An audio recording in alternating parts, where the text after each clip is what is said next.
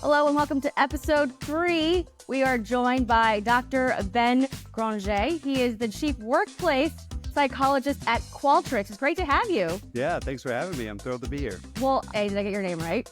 You nailed it. Okay.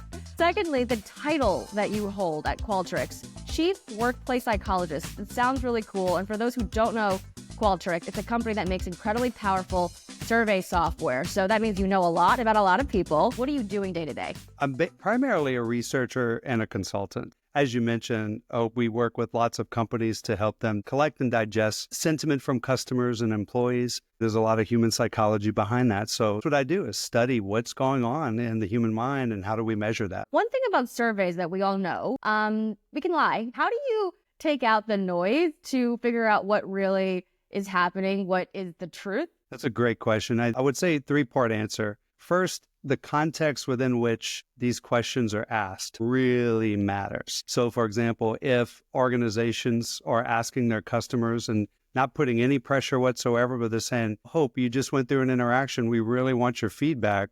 Can you tell us how it was? Versus sometimes what you find is this happens both for employees and customers. It's like, Hope, we don't accept anything less than a 5 on a 5-point scale. So make sure you give us a 5. Yeah, you're going to get garbage. But if you really are interested in what people actually believe and you create that environment, the second part is kind of the technical part. And this is where, nerds like me really jump in and start designing the questions and the questionnaire, the words that we use, how we anchor those responses makes a big difference in terms of whether we get really honest feedback or whether we're getting, like you pointed out, something aspirational. And then on the back end, once the data comes in, we also look for different response patterns. And this is also where AI helps in looking at response patterns. Are these normal? Are they abnormal? And also we compare some of that to our huge databases. As you mentioned, we know a lot about a lot of people. So we know how people generally respond to this stuff. So we can spot really weird response patterns. And sometimes we'll leave those in depending on the purpose. Sometimes we'll take those out. All right. And nerd to nerd, because I do love me data and I do love me some good survey data. I have had colorful discussions with colleagues in the past about the N and how big the N really needs to be in order for any survey to be considered really substantial. So is there a good N for all of us to keep in mind when we do surveys? Good question. I think, it does depend a little bit on the purpose, but generally speaking, when we want to draw conclusions about a really large group of people, we like to shoot for at least 600 to 1,000. That's a good, solid N size that gives you what we call in statistics, and you know this, Hope, but for those who are not as familiar, kind of a margin of error. So we know margin of error, so the MOE. So we're looking for a reasonable margin of error that we can say, hey, for the overall population that we're trying to measure, we can't go to every single one of them. So let's get a sample that's representative. And what I would also say is I think sometimes when we say, we need to get a large sample size, really what that is a proxy for representation. What we really want is a representative sample. And I love to use this analogy, when you're cooking spaghetti noodles, we just cooked spaghetti last night, in fact. When you're cooking spaghetti noodles and you got, 1,000 noodles in the bowl, you're not going to take every single one of them out and take a little bite of the end to see if they're done.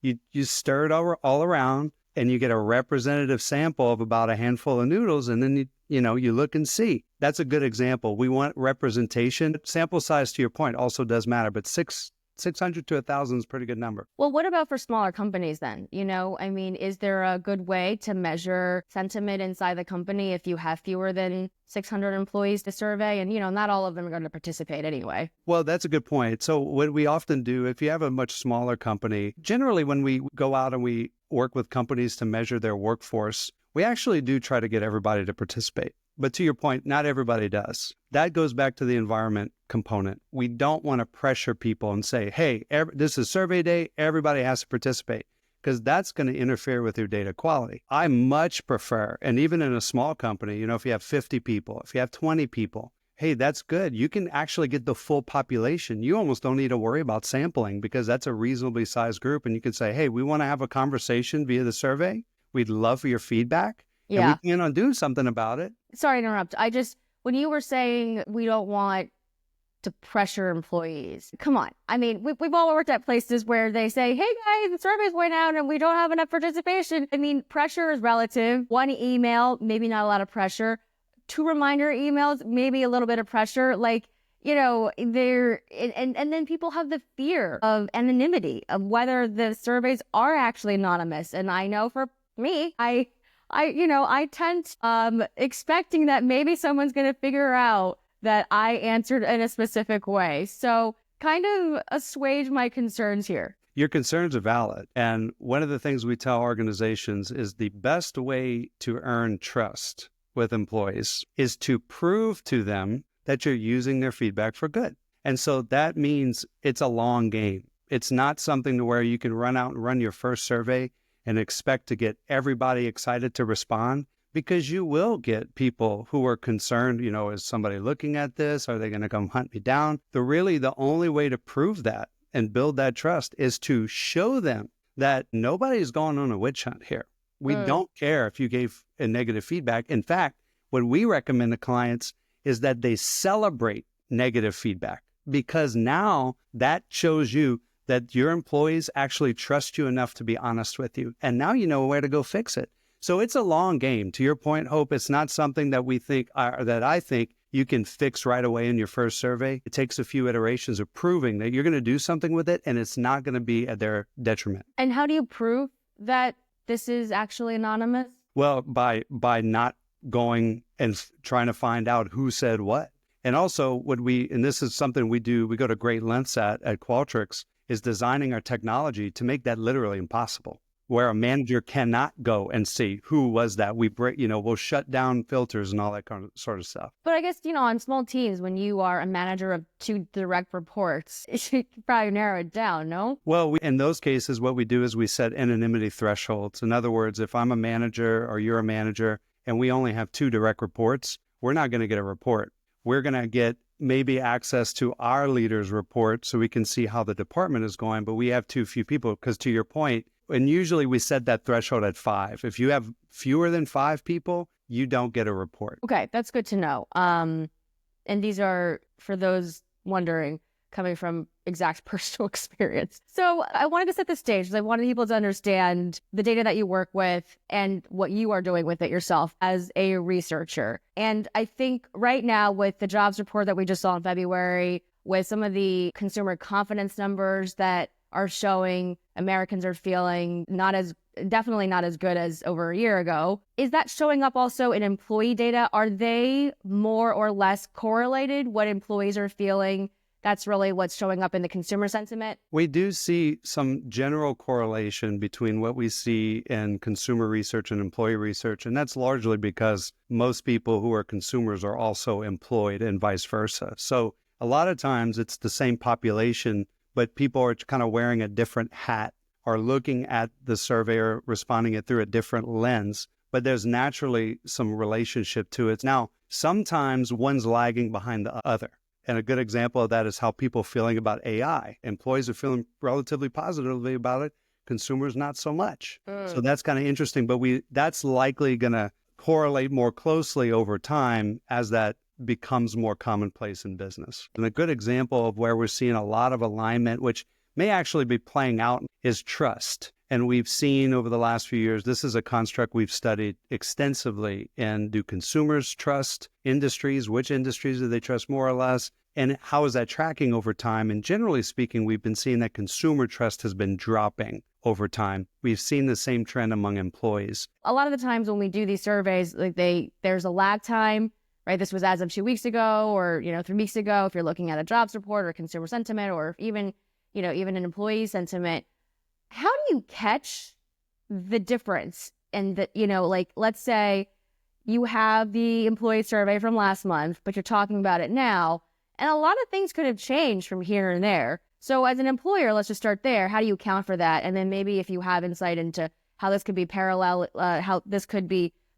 to like a consumer packaged goods company, right? Trying to forecast based on past data. That's a great question. We often will differentiate between what we call transactional feedback and relational feedback. And essentially, transactional feedback is kind of what it sounds like. It's very moment in time. You just used a product. You just went through an experience as an employee, like the performance appraisal process. And we want to know how that was. And so what's happening in that moment, externally, outside of the company, inside of the company, your mood that day will naturally come out in those perspectives. But the argument is that is valid.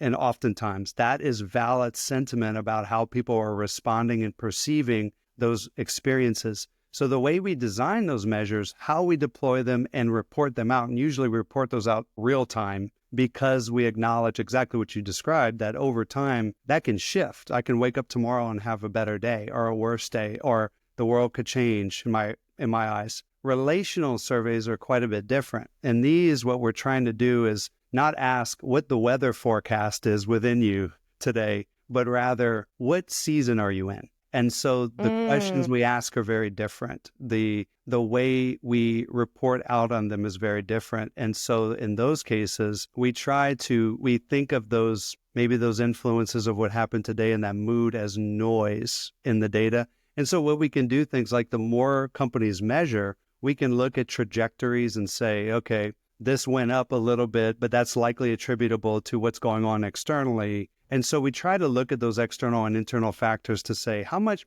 that have impacted the way that people responded? So the fact that when you're designing these surveys, you have relational and the transactional all in one? No, what we tend to very intentionally split those things out. Because if we go in and we ask somebody, hey, how was that experience? And also, by the way, overall, how do you feel about this company? You're not in the right mindset to answer both. We really want you in a specific mindset when you're responding to those. So we intentionally separate those out. Okay, that makes a lot of sense. People think that, you put a survey out and it's just a question, but there's so much more. And I do love and appreciate the nuance. And sometimes intraday, you could have seasons of moods as well, not just different weather patterns in one day. Let's talk about employee engagement, because I Googled news stories this morning for employee engagement, and two of the headlines that Google pulled up for me directly contradicted each other. So one said, U.S. employee engagement sinks to 10-year low. This is from Gallup and is from January. And then another says that employee engagement is at record highs, according to ADP research. I mean, no wonder people have a hard time trusting the information that they see. I mean, even as journalists, depending on if I'm covering your survey or I'm covering something that Gallup pitches me, it shows me two very different things. And people say data doesn't lie. It's data doesn't lie, but the interpretation of it are these alternative facts, right? If you will, depending on what story you want to tell. From your perspective, what is the most accurate way to actually describe the results of a survey where it may not be this one thing is happening and this other thing is not? If you were to advise journalists, headline writers to actually be as comprehensive as possible, even though I know SEO and headlines, that it's not going to get clicks. Yeah, I love that question. What we have noticed, and this is what you're describing is very common, and largely is due to the different way that those firms measure engagement. And that's the first tip I would say is, for anybody consuming those sorts of headlines or even writing those sorts of headlines, make sure you know exactly how those are measured. Because I can tell you in the two examples, those are remarkably different measures of engagement. The way that those measures are defined and built is very, very different. So it doesn't surprise me that you would see different patterns. But what I would also say, and this is part of the guidance that I provide when I put my consultant hat on and I work with large organizations and leaders and interpreting this stuff, is what I'll suggest is, engagement is, again, it's a relational, that seasonal metric. It should be relatively stable. How somebody feels about their work life, that can change, but it doesn't really change day to day. But it could change quarter to quarter, for example, based on what's happening.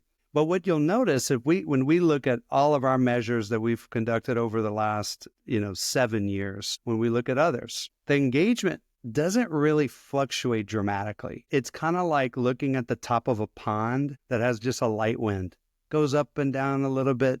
But where the action is underneath the surface. It's the things that either are swinging it up How well are leaders communicating? How well is cross-departmental collaboration? How do people feel about their compensation? How do people feel about RTO policy, whatever it be? Those things can fluctuate dramatically and often do, but it's very rare that we see this big sustained swing up or down in a measure like engagement. That's just not normal. So what is the right time frame then to be looking at changes in engagement? Is it year over year? Is it quarter over quarter? Yeah, we generally say probably the most frequent you want to do if you're really capturing engagement, that season, what season is the person in, really about quarterly or less. So quarterly, twice a year, once a year, those are all really common, really good cadences. Whether you use quarterly or annual really depends on your history and how much you've done this in the past, and also how prepared your leaders are to take action on it quickly. So there's some practical reasons why you might go quarterly versus annually, but that's a good,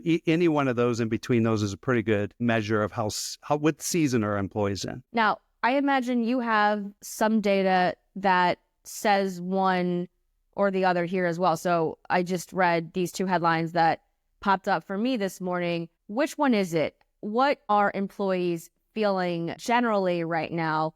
Let's just say here in the US. Yeah, what we're finding is a lot of employees, and I don't think this will surprise anybody, but employees are feeling a lot of change fatigue. And so it feels to many that there's change on top of change.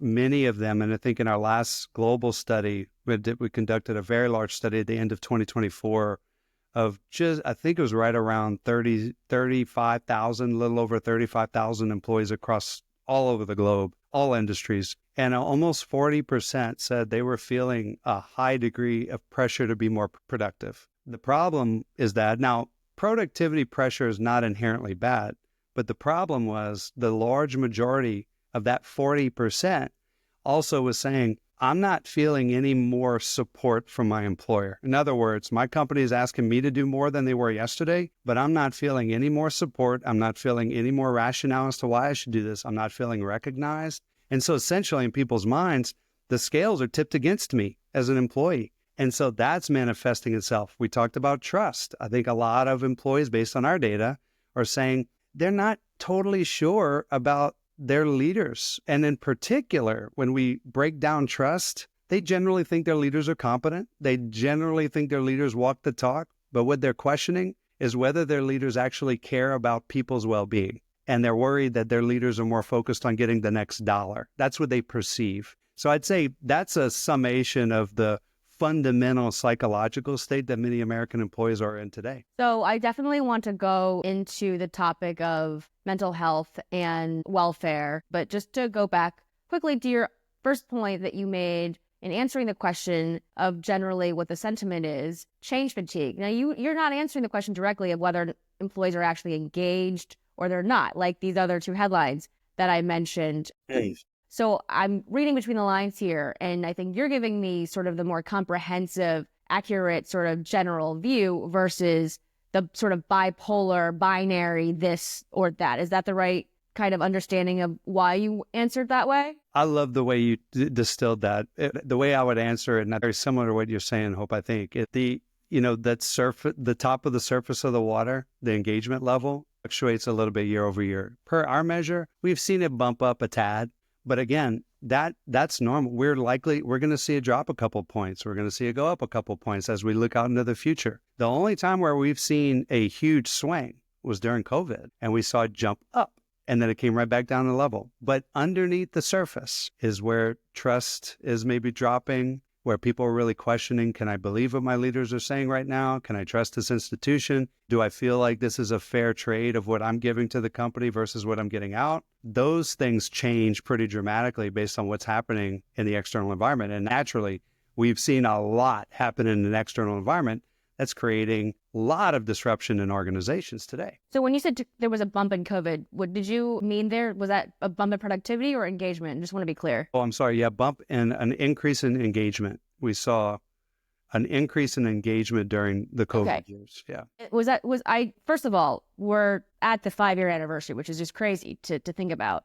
Wow. And just remind me, this is selective amnesia. Was that because we were all just hunkered down, working remotely from home? So we were okay, got it. Well, don't need to remember that again. Well, what I would say, what I think one of the best explanations for why it bumped up was because we saw a lot of companies communicating with very high quality and frequency. A lot of that communication was focused on employees.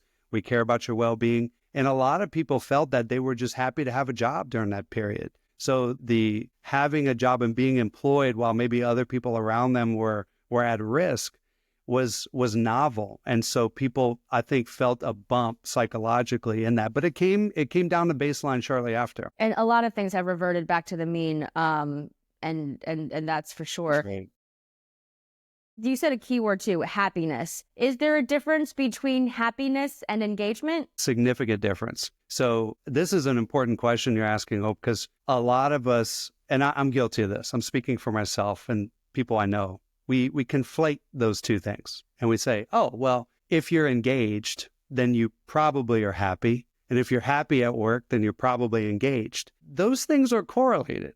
But as you know, correlation doesn't equal causation, and they are not the same thing. And a great example of this is, if you are engaged in your work, you're immersed in your work, you feel like you're adding value to the group, you feel a great sense of pride in what you're doing, you're going to be more likely to be happy than not. Absolutely. But being happy at work and pursuing happiness at work, in other words, what do I feel like doing today? Do I feel like getting on all these calls and sending a bunch of emails and working on this project? No, I kind of feel like playing Angry Birds, or I kind of feel like playing Wordle. That sounds like more fun. That's not engagement. So my opinion is, based on the research I've seen both here at Qualtrics and my study outside of it, is for employees who are really trying to find happiness in their career, a much better target to aim for is engagement. That's going to make you more long-term happy than pursuing momentary, fleeting happiness. For employers, should they be designing experiences and culture toward happiness or engagement? I'd say both. I think but being clear about how we're defining happiness, because when you look at the technical definition of happiness as an emotion, it is a fleeting state. And then you look at, the American Psychological Association's definition of happiness, it's a short-term fleeting state. And yet, when we talk about happiness in our everyday language, when we say, hey, I'd like to be happy, well, that usually means I want to be happy now, but I also want to be happy long-term too. So we extend that to the long-term. So what I would say is, I think organizations should be focused on both with an eye toward long-term happiness and engagement, not momentary fleeting happiness. And that's why you're seeing the whole thing where companies were in this arms race for ping pong tables and things, and that's not as important to employees today. And that's one of the reasons why. And I'm sure employers aren't too unhappy about getting rid of some of those perks as they're looking for great point. The cuts in their budget where they can. Let's just maybe jump there for this time being, because we're already talking about the employee experience. So there are always deltas between what employers want and what employees want, and that tension was very dramatically in favor of what employees wanted during COVID. We are well out of there now. And the previous two guests we've had on this show have said that the power has swung back to employers. Do you agree that the pendulum has swung back into the employer's favor? That view of the pendulum is one I also ascribe to, and I generally do agree with that. But I think it's important, and this is always how I caveat this, is if it's in this direction right now, it's going to swing back at some point. And we've seen that throughout history. It's going to swing back, and then it's going to swing back again. And so what I'm more concerned about as a psychologist and as a consultant is, how can organizations get out of this arms race, this escalatory arms race that, oh, we have the power now, let's leverage it up. Or even on the employee side and the candidate side, how can we make sure we're not over leveraging it? Because what that tends to do is encamps people on two extreme ends of the spectrum. And that's generally not a really productive place to be. So that's what I'm really interested in, is how do we get companies, leaders, and also candidates, when they're in the power position, not to over leverage this to become a constant arms race that just goes back and forth. So the visual here really is, how do we prevent the swings from being really dramatic, where, the opposite reaction matches the initial motion. So if you're all the way over here, that means the grab back feels like it's got to be the same on the other side, the other direction. So what are you telling employers to do? What would you advise employees to do to both minimize the distance between them? I think it must start with those in the position of power and formal power. And that means it starts with business leaders. The best, in my opinion, as a psychologist, organizational leaders saying, okay, we are in the power position. How can we listen to the workforce today?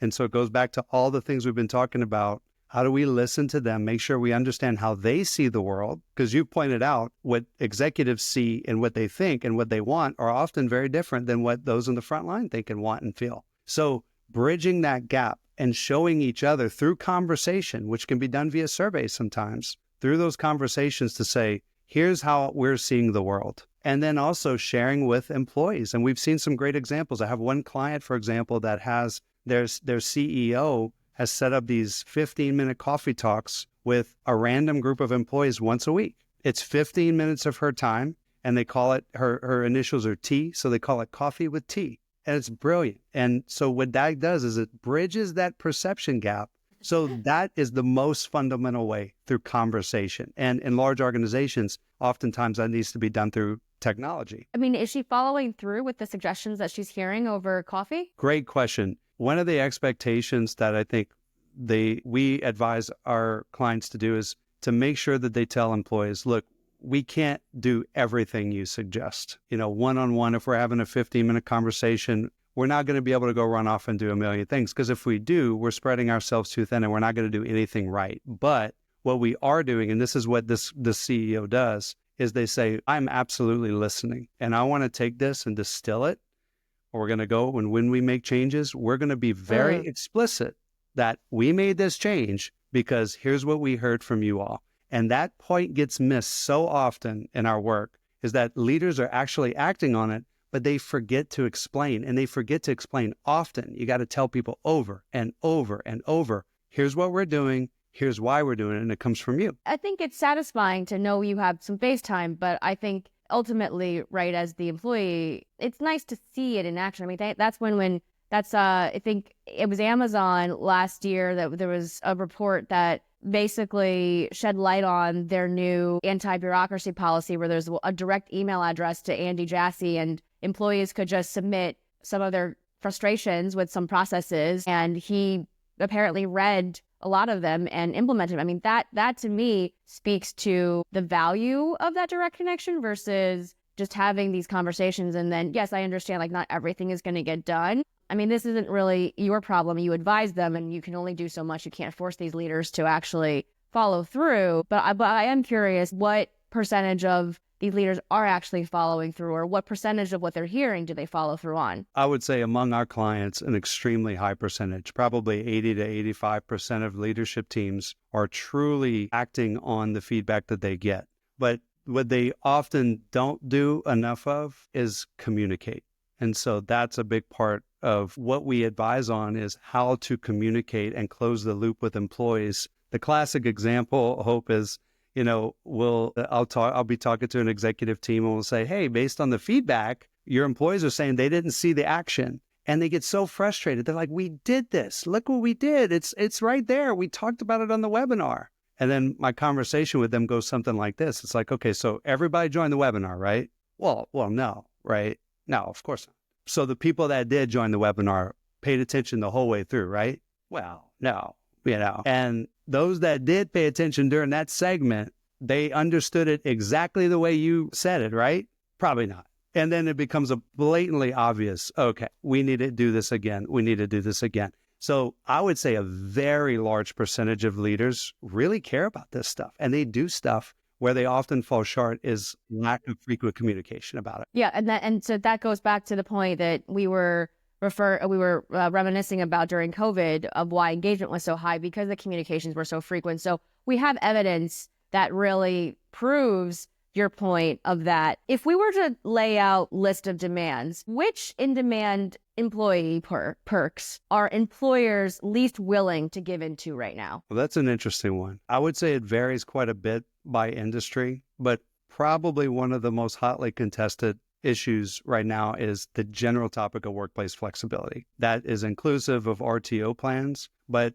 what we have found in our work is that when employees talk about flexibility at work, they define it much more broadly than just where work gets done. They want more flexibility in when they come in, when they log off, go drop my kids off, for example, and then come back or finish my workday at home. So that's probably the most public and contentious one right now. Is you're seeing a lot of organizations kind of roll back those hybrid and remote models in favor of in-person. And you're seeing, what as a psychologist, I would call psychological reactance. Hey, I had that. Now you're taking it away from me. That's not cool. And that's a very natural human response to a loss, a perceived loss. So what you're seeing right now, and we'll see how this plays out long term, but what you're seeing right now is a lot of employees saying, hey, I want that back. I want more flexibility. And I wouldn't say, not every organization's against it. There's a lot of variance. But that's probably the most prominent one today. And just on that idea of attaching the emotions on the loss of a perk, I'm in lots of therapy, highly recommend it. I'm all about it. Thinking about like what you gain versus what you lose. I'm trying to shift my mind away from scarcity mindset into abundance. And part of that is practicing, telling myself, this could also be okay. Like, you fixate on the stuff that you lose all the time. Oh my gosh, the markets, whatever. But then you lose sight of the things that you might gain. And, this is not me trying to speak on behalf of any employer that wants employees back. But as a psychologist, if you were to say to an employee who is afraid, sad, angry about losing the flexibility, how would you console them by maybe sharing some of the upsides that they maybe have forgotten about? A great one. And by the way, your counseling is working beautifully. You said a bunch of really important things in that loss aversion that humans are so hardwired to. We're very motivated by the prospects of losses, even more so than equivalent gains. And we know that from a tremendous amount of research that's been done.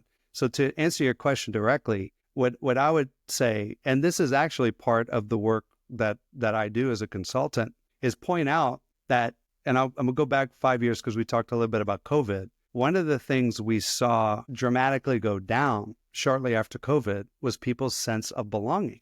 And that was largely due to people being physically disconnected from others. So there's this is probably an overly simplistic way of looking at it, but the way I think about it in an employee's mind when it comes to getting back into the office versus working remotely, there's two fundamental human needs and a tug of war in everybody's mind. One need is the need for some control and flexibility. I want to be in control of my life, right? I want to have some flexibility to work for where I want to because I feel productive. That's a legitimate fundamental human need. But then there's this other fundamental human need that's really foundational to us as a species and also just as a mammal, and that's the need to be with other people. So these two things pull at each other because and we have data to support this, by the way, over the last few years, when we look at how do people's job attitudes, like if you plotted that on the y-axis and you tracked how many days a week do you work from home? 0, 1, 2, 3, 4, 5. What we see is this inverted U, meaning it's people who are working, have some flexibility and are physically in person with their colleagues who are the happiest and the most engaged in general. So that tug of war, that's the argument I would make to employees, is to say, hey, think about that, right? Some people are more introverted than others. We have to acknowledge that. But overall, humans are very social species. Is it really good for you to be remote 100% of the time? Is that really going to lead to group level performance? Is that really what you want? No, I think fundamentally people will listen to this and watch this and say, I hear what you're saying, but I go to the office to get on Zoom calls. Why can't I do that at home? I mean, I know you know this. That's one of the main arguments. And then you have the added cost, the added coordination with parents. And so I guess from what we can tell from the data, people would rather be lonely than give up autonomy. I think part of that is because of what many people had over the last few years, and that they had a lot of those folks who are responding this way have had a lot of freedom and flexibility, and now that's being taken away, back to loss aversion. There's a really good case study that kind of illustrates this point. One of my financial services clients, they have a policy that an American-based financial services firm, their policy is that if you are a new hire, you have to work in the office for the first year of your employment. There's no wiggle room around that. But they also had a workforce that was largely remote during the pandemic. So they instituted, I believe it was a 4-day RTO. It might be 3. It's one of those 3 or 4-day RTO policy. So there's some flexibility built in. But what they found was that among the new hires who had to come into the workforce and that expectation was set for them from the get-go, they saw 0 negative sentiment from that population. But where did the negative sentiment come from? The people who once were working remotely and then all of a sudden they were asked to come back in. However, that negative sentiment had a shelf life and it died down after about 9 to 12 months. And now it's kind of leveled off. So I do think there's something to say about that. And I also think your point about people really listing all those things, like there's extra commute time, all these things. The other part of the spectrum, and this goes back to that pendulum swing. I am a big believer that everybody has a responsibility here. So I might have that conversation with employees about, hey, you get to be with people. But then I'm also having a conversation with the executive saying, okay, if we're going to be bringing back people for 3 days a week, does it make sense to have 6-foot high wall cubicles and have people joining Zoom calls all day? No, if the goal is collaboration, we need to be thinking about how do we facilitate collaboration on those days when people are in the office. So I think there's a yin and a yang there. Everybody has a responsibility here. I like that. And I think, one of the things that as I'm listening to you and thinking about is human beings, we generally know what is good for us, but we don't do it anyway. Maybe that's just another immutable fact about being human. I'm going to have to point this out because someone might do it in the YouTube comments anyway. We're talking about RTO and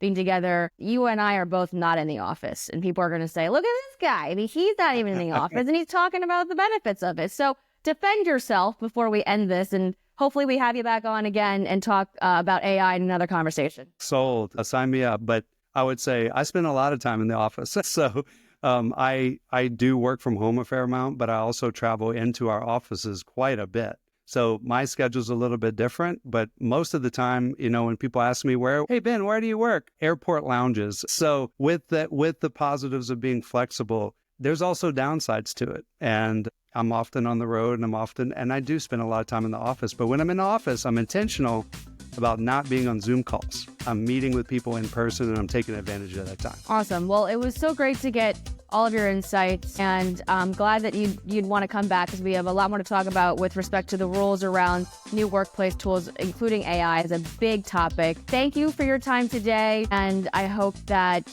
your Wi-Fi gets back up, and I just heard my water turn back on. So my day is getting a little better. Thank you so much for having me. This is great. The pipes, I just heard them.